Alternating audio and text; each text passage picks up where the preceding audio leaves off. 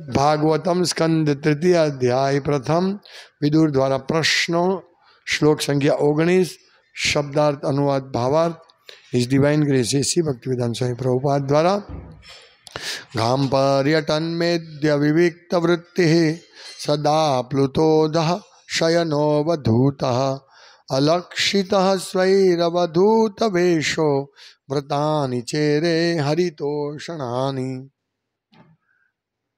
शब्दार्थ गाम पृथ्वी, पर्यटन यात्रा करता, मेद्य शुद्ध, विविक्त वृत्ति आजीविकानो स्वतंत्र व्यवसाय, सदा हमेशा आप्लुतः पवित्र करेला, अधः पृथ्वी पर, शयन सुतेला, अवधूत अवधूत, अलक्षित नजरे पड़िया सिवाय, स्वही पोतानो ज, अवधूत वेश भिक्षुक जेवा कपड़ा पहरेला, व्रतानी व्रतो, चेरे पाड़ता, हरितोषणानी हरि ने संतोष आपनारा। अनुवाद आ रीते पृथ्वी पर यात्रा करता ते परमेश्वर श्री हरि ने प्रसन्न करवा माटेना ज कर्तव्यो करता तेमनी आजीविका शुद्ध अने स्वतंत्र हती। तेओ भिक्षुक वेशमां हता। तेमणे नहोता वाळ ओढ्या के नहोती सुवा माटे पथारी राखी, छतां पवित्र स्थानों में स्नान करी तेओ सतत पवित्र रहता। आम अनेक सगा स्नेहीओथी तेओ हमेशा अदृश्य रह्या। भावार्थ यात्रीनी प्रथम अने सौथी વધુ મહત્વની ફરજ પરમેશ્વર શ્રી હરિને પ્રસન્ન કરવાની છે। યાત્રીએ યાત્રા દરમિયાન સમાજને પ્રસન્ન કરવાની ચિંતા ન સેવવી જોઈએ। તેણે સામાજિક શિષ્ટાચાર, વ્યવસાય કે પોશાક પર આધાર રાખવાની પણ આવશ્યકતા નથી। વ્યક્તિએ ઈશ્વરને પ્રસન્ન કરવા સદા ક્રિયાશીલ રહેવું જોઈએ। આ રીતે યાત્રાની વિધિ દ્વારા યાત્રી આચાર વિચારને પવિત્ર કરી પરમેશ્વરને પ્રસન્ન કરી શકે। ओम ज्ञानतिमिरान्धस्य हरे कृष्ण कृष्ण कृष्ण हरे हरे हरे राम राम राम हरे हरे हरे कृष्ण। भक्ति एक ही मतलब एक ही भगवान कृष्ण के ही लिए ही लगती है। यानी भगवान का भक्त जब कृष्ण की सेवा करते तो उसको भक्ति बोलते हैं और भक्ति किसी और रूप में नहीं लगा सकते। मतलब माता जी की भक्ति नहीं बोल सकते, हम शिव जी की भक्ति नहीं बोल सकते, वो उपासना कह सकते। भक्ति यानी सिर्फ भगवान कृष्ण की सेवा। प्रभुपाद लिखते ये स्पष्ट रूप से भगवान को ही हम कृष्ण या राम की ही हम भक्ति कर सकते हैं, उसको ही भक्ति बोल सकते हैं, बाकी उपासना कहते हैं। भक्ति में प्रगति करने के लिए 5 मुख्य अंग है, बहुत महत्वपूर्ण अंग है। सबसे पहले हरे कृष्ण महामंत्र का कीर्तन करना, ये सबसे महत्वपूर्ण है। भक्तों का संग करना दूसरा। तीसरा यात्रा करना, धाम यात्रा, जैसे यहाँ महाराज महात्मा विदुर जी अयोध्या, द्वारका और मथुरा गए। फिर अर्चा विग्रह की सेवा करना। और 5वां कौन सा है? धामवास हरे, हाँ, श्रीमद् भागवतम भगवत गीता का श्रवण करना। ये 5 यदि हम करेंगे तो उससे हमारी भक्ति में बहुत जल्दी प्रगति होगी। तो ये सब भक्त लोग करते हैं। और यदि हम यात्रा करते हैं तो हमारी भक्ति में कब प्रगति होगी वो आज हम समझ सकते हैं इससे, विदुर महात्मा के उदाहरण से। यहाँ क्या व्रतानी चेरे हरितोषणानी, यानी उन्होंने व्रत का पालन किया किसके लिए? हरितोषणानी, हरि को प्रसन्न करने के लिए। यात्रा के दरमियान व्रत करने होते हैं तो किसके लिए? हरितोषणानी। ये भक्ति में प्रगति का मुख्य अंग है। इसीलिए हम यात्रा करते हैं तो भक्ति में हम प्रगति कैसे होगा? जब हम हरितोषणानी, हरि को प्रसन्न करने के लिए यात्रा करेंगे। तो जैसे महात्मा विदुर जब यात्रा करते थे उस टाइम तो कोई ऐसी फैसिलिटी नहीं थी। अभी तो हम ट्रेन से जा सकते, प्लेन से जा सकते, बस से जा सकते हैं। हाँ, उस टाइम तो चल के जाना होता है। और यात्रा ऐसी नहीं थी हर साल में 3 यात्रा, ऐसा नहीं था। लेकिन साल 2, 5 साल, 10 साल में और जीवन में एक बार यात्रा करते थे, ऐसा था उस टाइम। एवरीडे नहीं, मतलब हर साल जाना ऐसा नहीं होता था। अभी यात्रा के नाम पे अभी कौन सी यात्रा, विदेश की यात्रा होती है, वो यात्रा शब्द अपमान है। ये अभी दुबई यात्रा, यात्रा शब्द ऐसे इसको नहीं बोलते। विदुर महात्मा बताते हैं यात्रा यानी हरितोषणानी, हरि को प्रसन्न करने के लिए। तो विदुर यात्रा का, अरे ये दुबई यात्रा का लिस्ट देखेंगे तो उसमें 2 घंटा कथा और फिर ये मस्जिद को देखना है, ये खलीजा भुज टावर को देखना है। खलीजा भुज है ना, क्या नाम है इसका, भुज खलीफा, खलीजा खलीफा जो है, उस टावर को देखना, फिर ये म्यूजियम देखना, वो म्यूजियम देखना, 2 घंटा कथा सुनना। इसको याद, उन्होंने क्या इस प्रकार पृथ्वी पर यात्रा करते हुए कई રીતે પરમેશ્વર હરિને પ્રસન્ન કરવા માટેના જ કર્તવ્ય કરતા તેમની કરતા હતા। આને યાત્રા કહેવાય। અને આપણે આ રીતે यात्रा કરવી જોઈએ કે જેને ભગવાન પ્રસન્ન થાય। તેઓ ભિક્ષુક વેશમાં હતા, કપડાની પણ કાંઈ પડી નહોતી। અને યાત્રા કરવું એટલે આવી ગરમીમાં ચાલવું તડકામાં, અથવા તડકામાં નહીં ચાલતા હશે પણ સવારે વહેલી સવારે નીકળીને ચાલતા ચાલતા ચાલતા જે રીતે પણ કરતા હતા। કપડા જે હોય તે ભિક્ષુક વેશ, વાળ પણ નહોતા ઓળતા, કારણ કે વાળ લાંબા થઈ જાય, કોણ શેવિંગ કરે, એટલે વાળ લાંબા થયા હોય, ઓળતા નહોતા। સુવા માટે પથારી નહોતી રાખી, કાંઈ જ નહીં। વિચારો, આ ભાવનાથી યાત્રા કરતા હતા, કષ્ટપૂર્ણ યાત્રા, પણ તેમને વાળ ઓળ્યા નહોતા કે સુવા માટે પથારી નહોતી રાખી, છતાં પવિત્ર સ્થાનોમાં સ્નાન કરી તેઓ સતત પવિત્ર રહેતા હતા। આ જો આ મહત્વનું છે। મતલબ યાત્રા કરવી હોય તો પવિત્ર રીતે યાત્રા કરવાની, પવિત્ર રહેવું પડે। ચેતના પણ પવિત્ર હોવી જોઈએ, શારીરિક પવિત્રતા અને આંતરિક પવિત્રતા બંને હોવી જોઈએ, તો યાત્રાનો હેતુ સરે। એટલે ધામ યાત્રા આપણે કરી એટલે આપણે અત્યારે તો આપણે વિમાનમાં જઈ કે એસી ગાડીમાં જઈને કે ગમે તે યાત્રા કરીએ, નો પ્રોબ્લેમ। કમસે કમ ચેતના અને બાહ્ય શુદ્ધિ હોવી જોઈએ, ચેતનાની શુદ્ધિ અને બાહ્ય શુદ્ધિ બંને હોવી જોઈએ। હવે ખાલી ફરવા માટે તમે યાત્રા નામ લખી દો અને ફરવા માટે જવાનું હોય તો એમાં ન તો આંતરિક ચેતના હોય ન તો બાહ્ય શુદ્ધિ હોય, આંતરિક ચેતનાની શુદ્ધિ હોય ન તો બાહ્ય શુદ્ધિ હોય। બસ એક ઇન્દ્રિય તૃપ્તિ, બસ દુબઈ જવાનું અને ત્યાં મોજ કરવાની અને થોડી કથા સાંભળવાની નહીં। સતત આપણે ગઈકાલે જોયું, સતત તેમણે ગઈકાલના શ્લોકમાં તેમણે ભગવાન કૃષ્ણનું અનન્ય ભાવે ચિંતન કરતા કરતા એકલા જ અયોધ્યા, દ્વારકા, મથુરા જેવા તીર્થ ધામોની યાત્રાનો પ્રારંભ કર્યો અનન્ય ભાવે। તો આપણે પણ યાત્રા કરીએ, નો ડાઉટ આપણે ઘણો સામાન લઈ જઈએ, ઘણા સારા કપડાં લઈ જઈએ છીએ યાત્રા, તો એ અત્યારે સંજોગ પ્રમાણે ઠીક છે, કાંઈ વાંધો નહીં, પણ મુખ્ય વસ્તુ શું હોવી જોઈએ? મારા કપડાં સારા છે એ નહીં, મુખ્ય વસ્તુ શું હોય છે? હરિતોષણાની, હરિને પ્રસન્ન કરવા જોઈએ। આ જો ભાવના હશે ને તો આપણી યાત્રા સફળ થશે। પણ આપણે આ રીતે યાત્રા નહીં કરીશું તો આપણી ચેતના દૂષિત થશે। અમે 4 ધામની યાત્રા ગયા હતા મહાપ્રભુ દાસ સાથે, તો બહુ કઠિન યાત્રા છે, બહુ કઠિન યાત્રા છે, બસમાં ગયા છતાં, કારણ કે 2 જગ્યાએ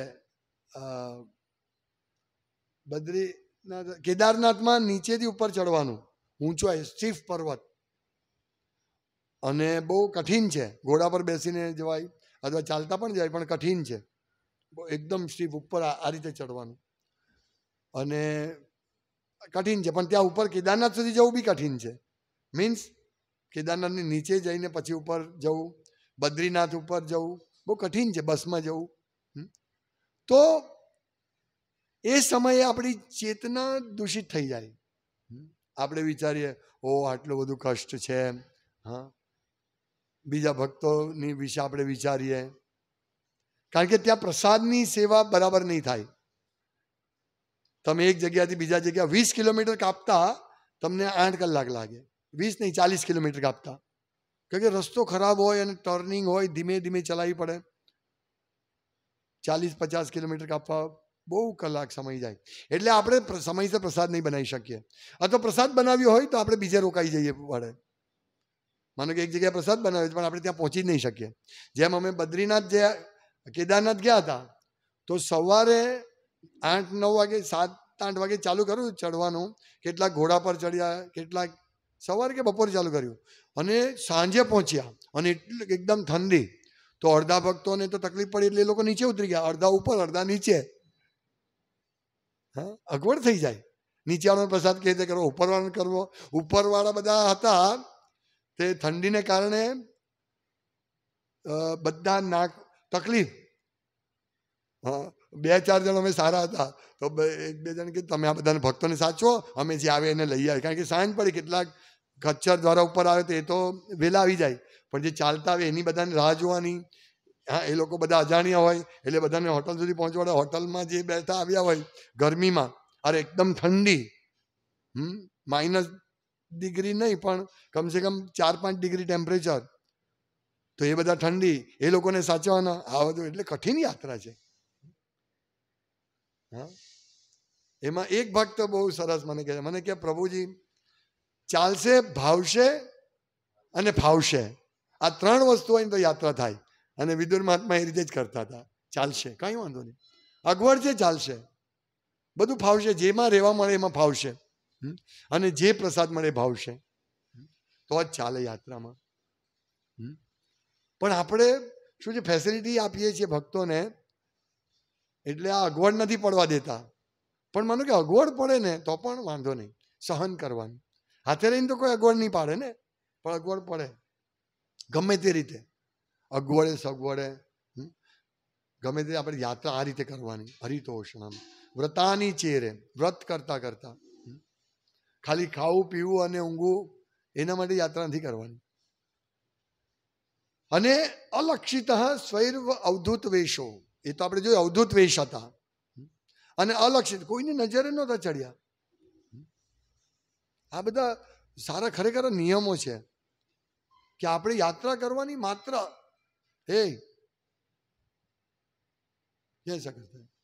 યાત્રા કરની માત્ર ભગવાન માટે બસ. એ ભાવના છે, કેટલી આનંદ આવશે આ રીતે.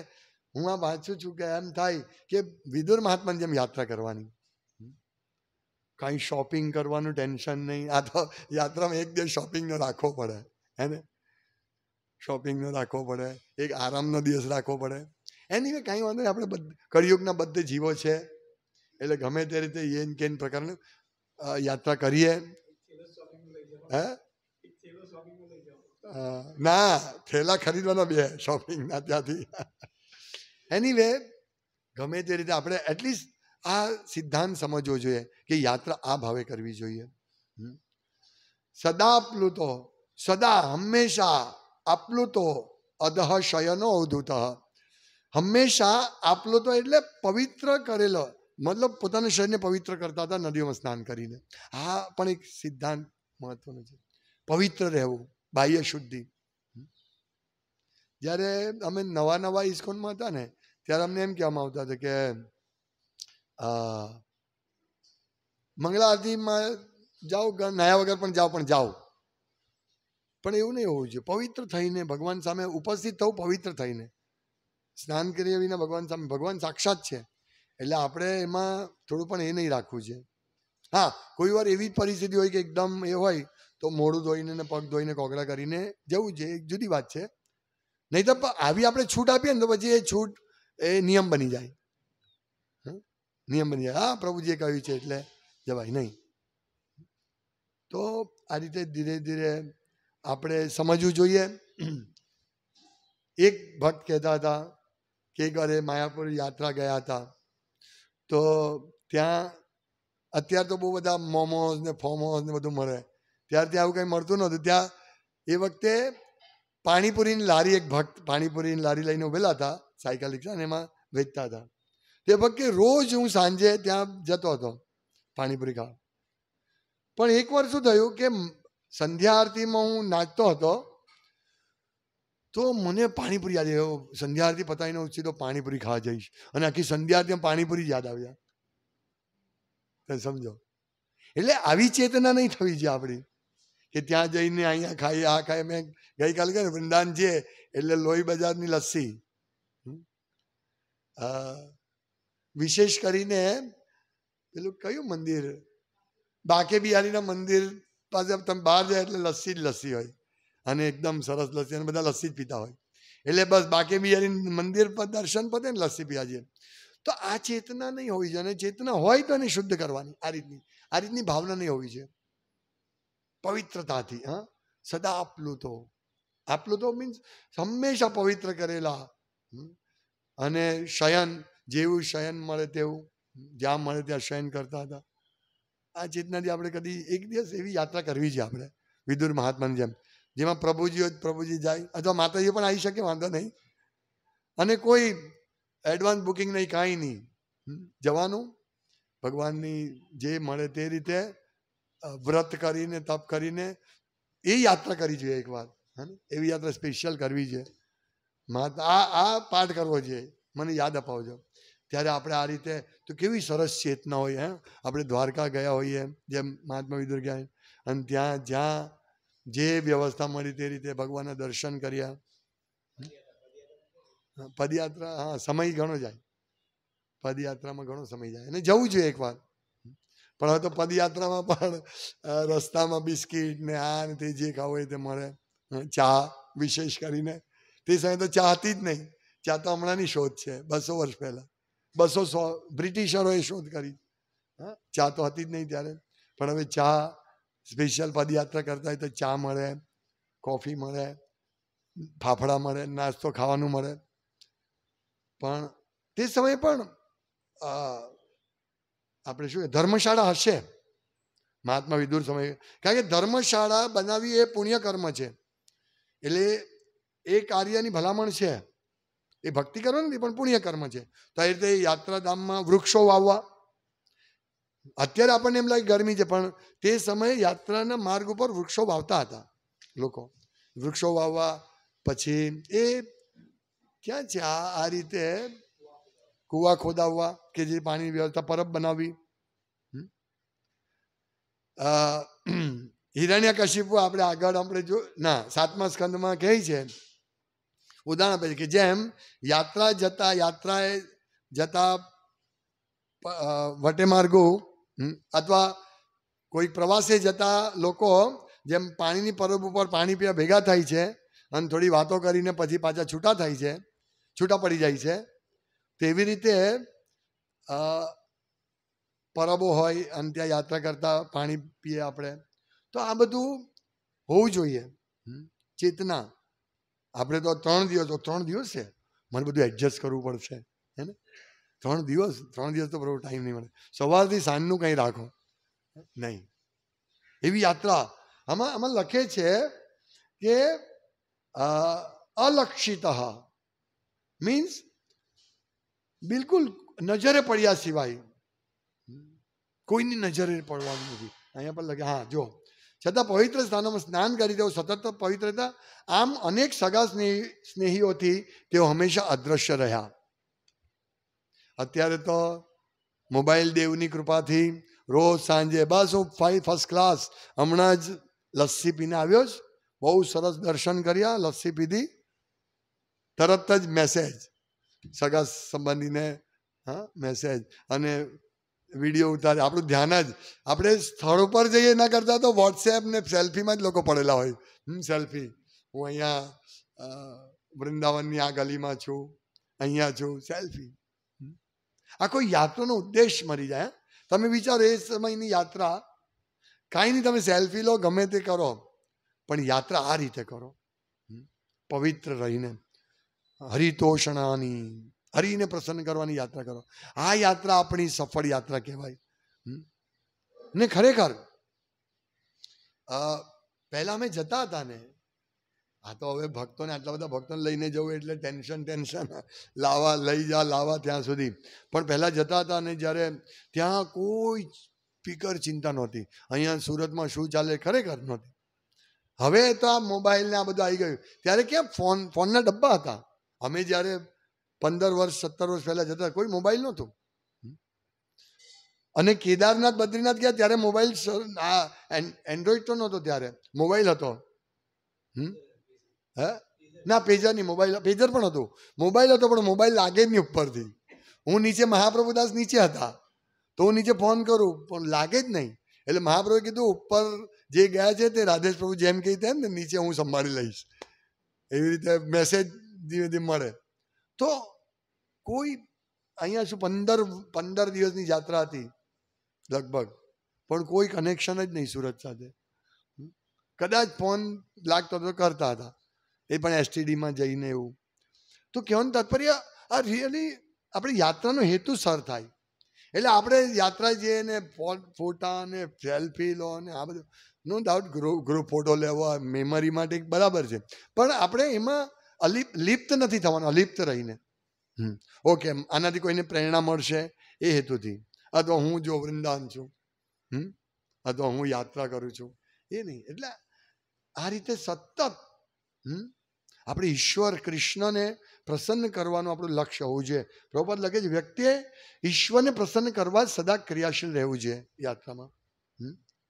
તેમણે વિદુર મહાત્માએ સામાજિક શિષ્ટાચાર, વ્યવસાય કે પોશાક પર આધાર રાખવાની પણ આવશ્યકતા નથી. બસ એક જ કે ભગવાન હરિતોષણાની, ભગવાનને પ્રસન્ન કરવાનું. સમાજ શું છે કાંઈ નહીં, બધું ભૂલી જવાશે ખરેખર એવી યાત્રા. કારણ કે આપણે એ તો ડિટેચમેન્ટ તો લેવાનું છે ને.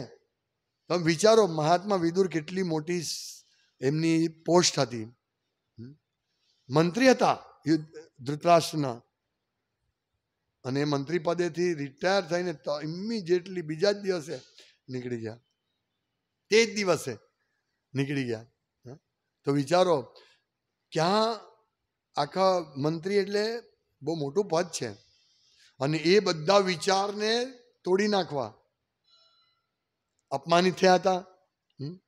હવે આપણે હોઈએ તો એને મારું અપમાન કર્યું, બહુ ખરાબ મારી સાથે કર્યું, આવું નહોતું કરવું જોઈએ. એ જ સતત વિચાર ચાલે આપણી સાથે, હે ને, અને આવું કર્યું, ચાલો કાંઈ નહીં, જે હોય તે. હવે આમ પાછા એ જ વિચાર. પણ મહાત્મા વિદુર જુઓ તમે, ગઈકાલના શ્લોકમાં પણ અનન્ય ભાવે ચિંતન કરતા હતા.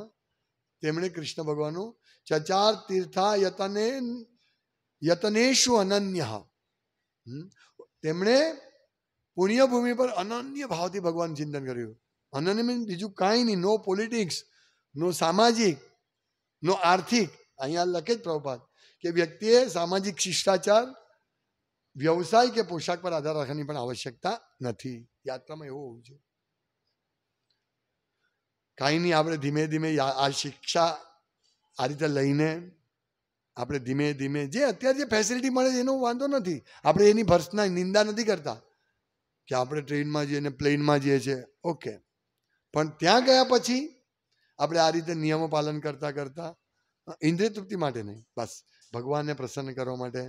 અને ધીરે ધીરે આપણી ચેતના બનશે તો એ રીતે યાત્રાની વિધિ દ્વારા યાત્રી આચાર વિચારને પવિત્ર કરી પરમેશ્વરને પ્રસન્ન કરી શકે. આ આપણે યાત્રામાં ખાસ શીખવાનું છે. નહીં તો યાત્રાનો ઉદ્દેશ જ આ છે. પછી એ યાત્રા નહીં થાય, પછી ફરવાનું કહેવાય. જેમ કે દુબઈ યાત્રા નહીં પણ દુબઈ ફરવા જવું, ફરવાનો પ્રવાસ, દુબઈ પ્રવાસ એમ લખવું છે. તો આ શિક્ષા મેળવવાની છે કે કઈ રીતે યાત્રા કરવી જોઈએ. હજુ આગળ પણ આવશે કે બહુ સરસ રીતે એમણે આખું પરિભ્રમણ કર્યું અને કોઈ એટેચમેન્ટ. મહાત્મા વિદુરને યાત્રામાં સમાચાર મળ્યા હતા કે શું થયું હતું અહીંયા, યુદ્ધ થયું, કોણ મર્યું, કોણ જીવતા રહ્યા. હા, એ પછી એમને મળ્યા હતા. આ રીતે મહાન ભક્તો એમને મળ્યા, વિદુરજીને મળ્યા, ઉદ્ધવજી, મૈત્રેય ઋષિ, અને સ્વયં દરેક સ્થળે ભગવાનના દર્શન કરીને ભગવાન જ છે સાક્ષાત એમ સમજતા હતા. કેટલી સરસ ભાવના. આપણે આમાંથી 1% જો પણ આપણે આવો મૂળ આપણે ગ્રહણ કરીશું વિદુર મહાત્મા જેવો, તો પણ આપણી યાત્રા સફળ થઈ શકે. 1% કે દર્શન, સાક્ષાત ભગવાનના દર્શન કરું છું, 1% હૃદયમાં કાંઈક એક ખૂણામાં આવું થવું જોઈએ કે હું ભગવાનના દર્શન કરી રહ્યો છું. મારું કેટલું મોટું સૌભાગ્ય છે. અને આ સાક્ષાત વૃંદાવન જે કૃષ્ણ બલરામ છે, અયોધ્યા જે સાક્ષાત રામ ભગવાન છે, અને દ્વારકા જઈએ તો દ્વારકાધીશ, ડાકોરમાં પણ દ્વારકાધીશ. સતત સ્મરણ, એટલીસ્ટ થોડો સમય તો આપણું થવું જોઈએ. ધીમે ધીમે ટકાવારી વધશે. તો આ ચેતનાથી આપણે યાત્રા કરીશું તો નિસંદેહ ભક્તિમાં બહુ પ્રગતિ થશે. એટલે જ્યારે ચૈતન્ય મહાપ્રભુ જ્યારે વૃંદાવન યાત્રા જાય છે ત્યારે બંગાળ થઈને જવા માંગતા હોય, તો બંગાળ થઈને જાય છે ત્યારે રામકેલીમાં સનાતન ગોસ્વામી, રૂપ ગોસ્વામી મળે છે. અને ભગવાન સાથે તો હજારો લોકો ભગવાનને એટલા આકર્ષક હતા, એના કીર્તનથી પ્રભાવિત થઈને બધા ભગવાનની પાછળ દોડતા હતા. તો સનાતન ગોસ્વામી કે રૂપ ગોસ્વામી કહ્યું કે આપ આ રીતે યાત્રા નહીં જાઓ તો સારું એમ. આટલા બધા મોટું ટોળું લઈને, 1-2 જણને લઈને એકલા જાઓ, યાત્રા એકલા કરવી છે.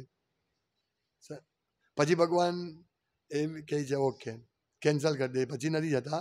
ત્યારે પાછા જગન્નાથપુરી આવી જાય છે ને પછી એક બ્રાહ્મણને લઈને વૃંદાવન યાત્રા કરવા જાય છે. એટલે એકચ્યુઅલી એવી હોય છે, પણ અત્યારે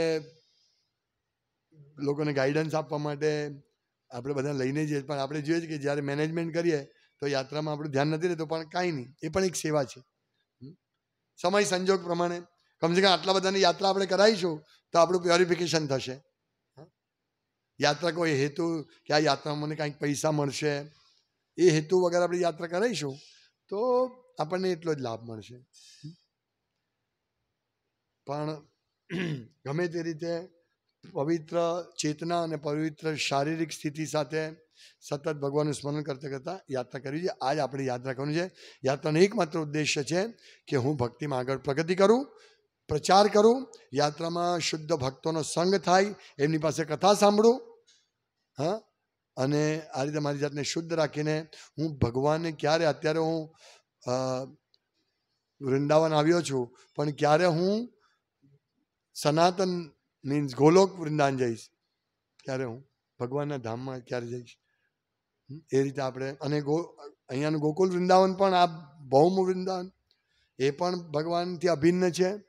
તો ત્યાં એ ચેતનાથી કે અહીંયા દરેક વસ્તુ દિવ્ય છે, ચિન્મય છે, એ ચેતનાથી વૃંદાવનમાં યાત્રા કરવી છે. ધામમાં અયોધ્યા હોય કે દ્વારકા હોય, જેવા આપણે ધામમાં પ્રવેશીએ એટલે આપણે સમજવાનું કે ઓ અહીંયા દ્વારકાધીશ વિરાજમાન છે, કે એક કણમાં દ્વારકાધીશ છે. એ પણ એક ચેતના હોવી જોઈએ. આ રીતે યાત્રા સફળ થશે અને આપણી ભક્તિમાં પ્રગતિ થશે. હરે કૃષ્ણ. શ્રીમદ ભાગવતમ કી જય.